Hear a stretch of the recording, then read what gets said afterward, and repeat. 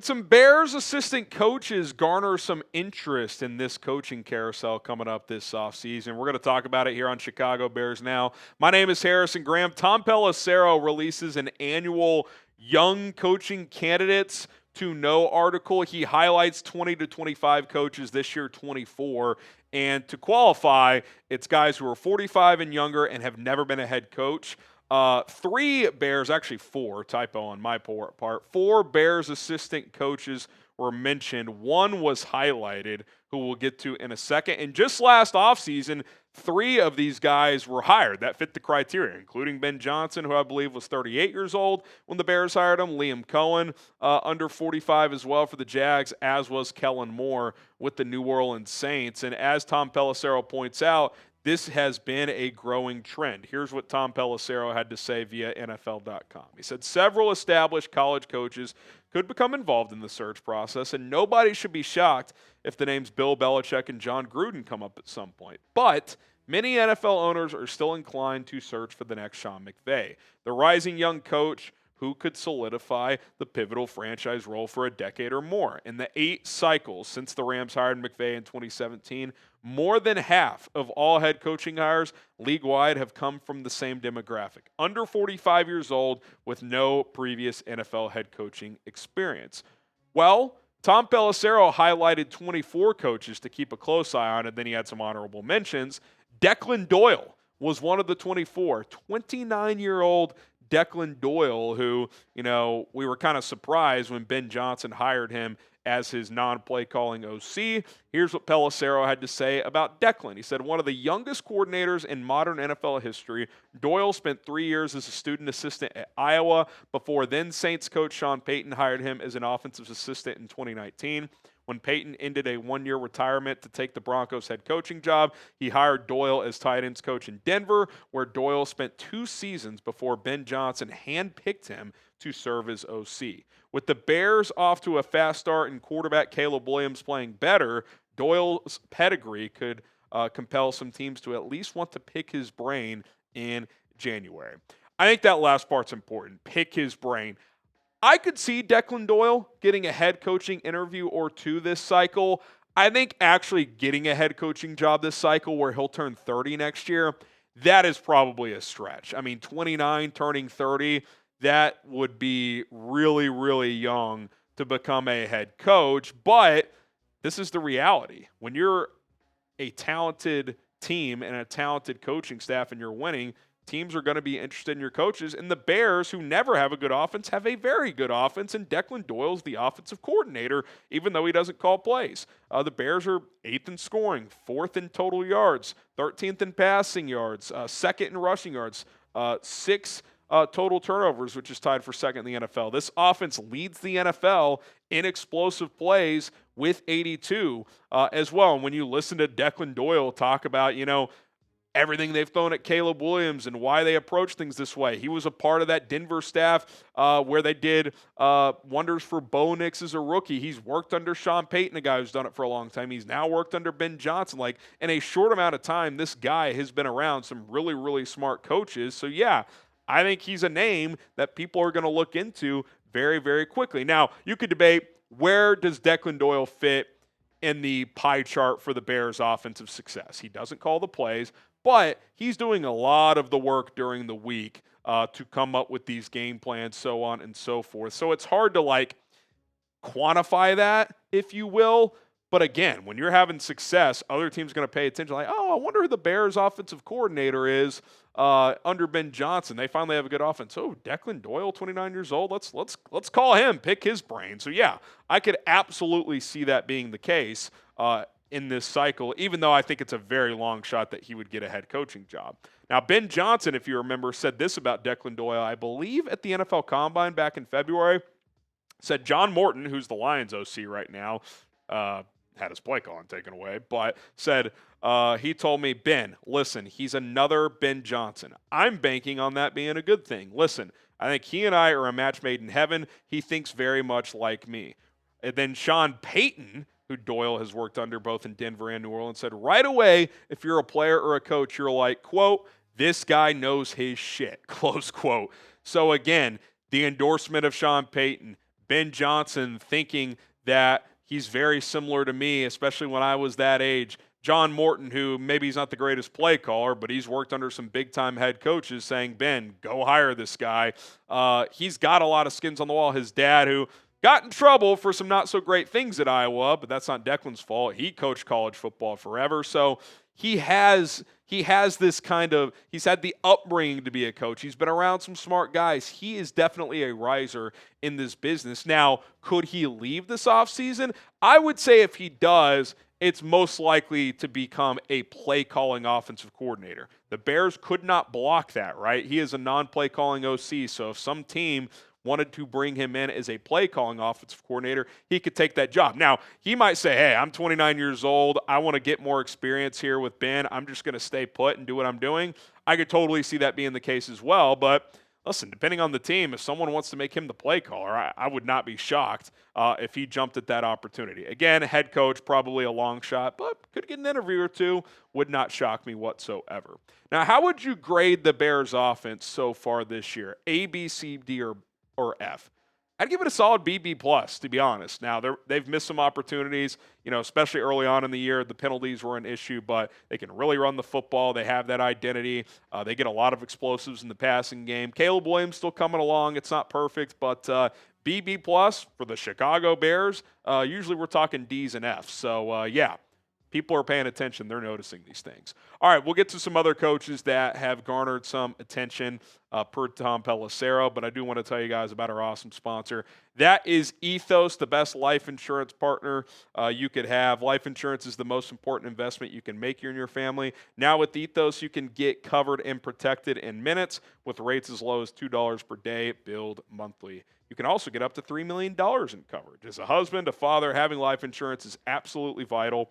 It is something I do not want to take for granted. Ethos is revolutionizing the industry when it comes to insurance with a 100% online process and can provide protection for you and your loved ones. Ethos is an online platform that makes getting life insurance fast and easy to protect your family's future in minutes, not months. With Ethos, you can get life insurance in as little as 10 minutes.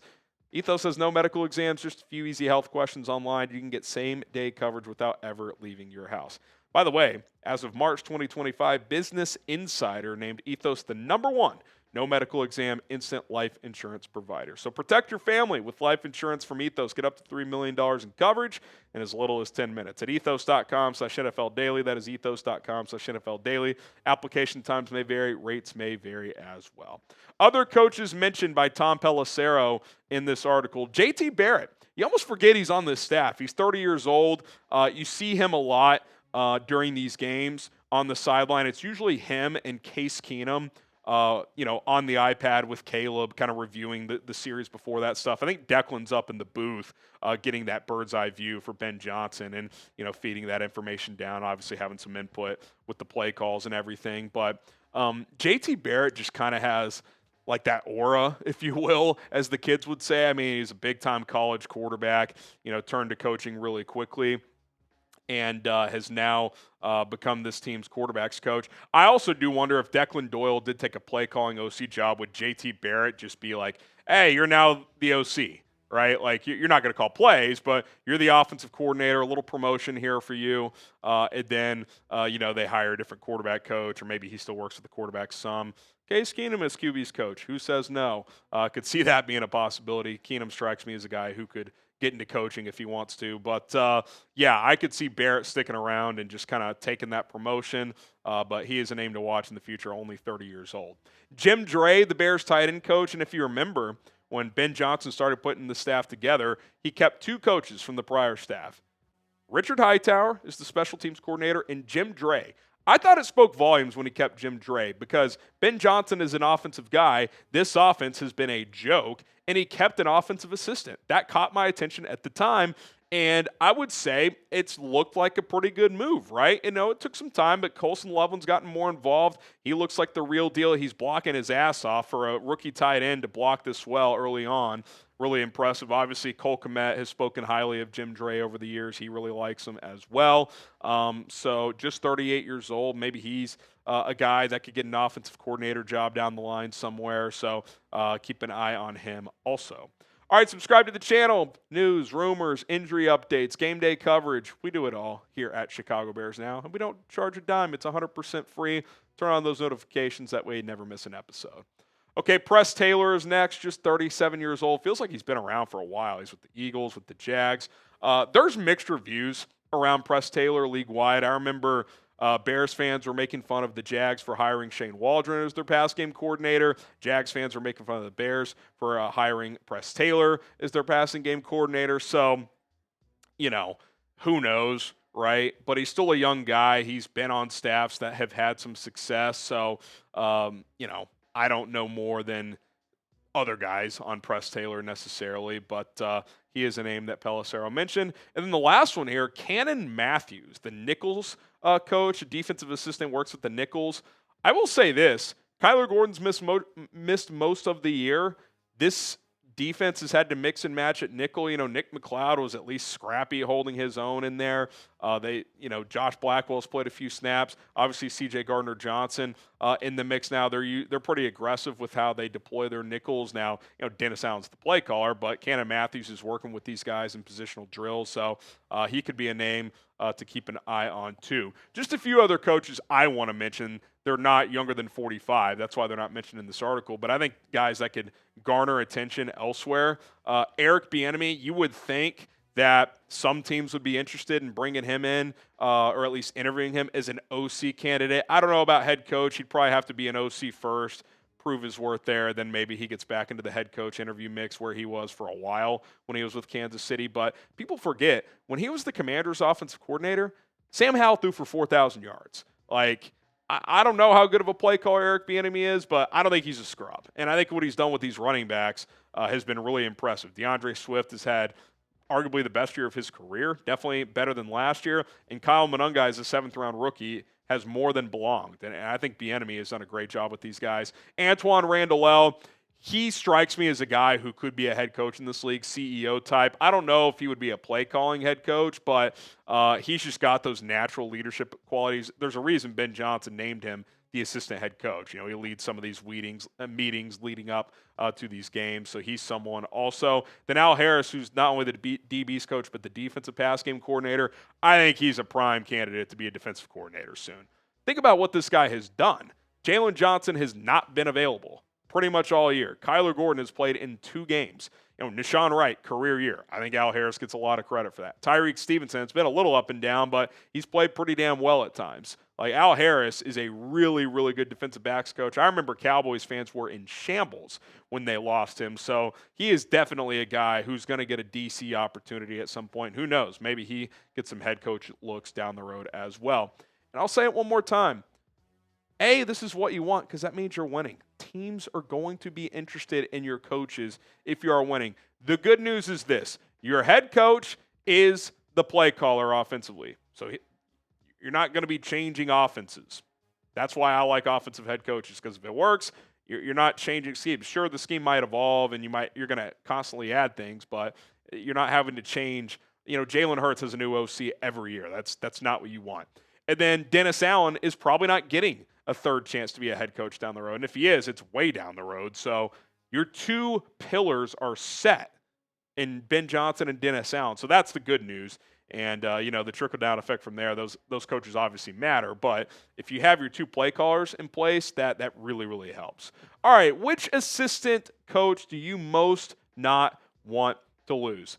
I think if I had to pick one, I'd pick Al Harris, because I think what he's done with guys who – Nashawn Wright on a practice squad last year, kind of a journeyman backup, really, really impressive. I think he's gotten really good production out of Tyreek Stevenson as well. I'm hoping you get another year out of this guy because I don't think long-term you're going to have him, unfortunately. And then if I had to pick another one, I'd probably pick Antoine Randall. I think he's just kind of a glue guy. I think you can feel his presence on this football team. So those would probably be the 2 I would point to, but let me know what you guys think. All right, that's going to do it for this episode of Chicago Bears Now. Be sure to hit that subscribe button. We're not going anywhere. Content every single day. And as always, bear down.